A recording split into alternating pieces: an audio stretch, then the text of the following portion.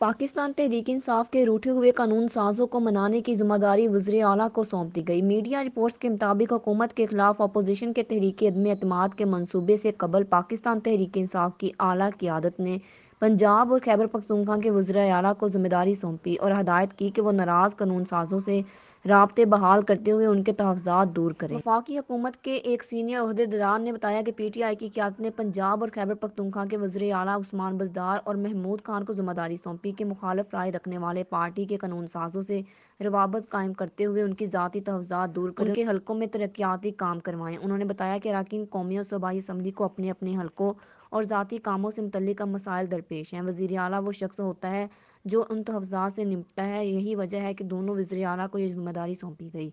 उन्होंने मज़ीद कहा कि वज़ीर आज़म इमरान खान के दौरा रूस से वापसी के बाद वफाकी हुकूमत के अहदेदारान का PTI के मजबूत और वफादार रहनुमा जहांगीर तरीन से मिलने का इम्कान है।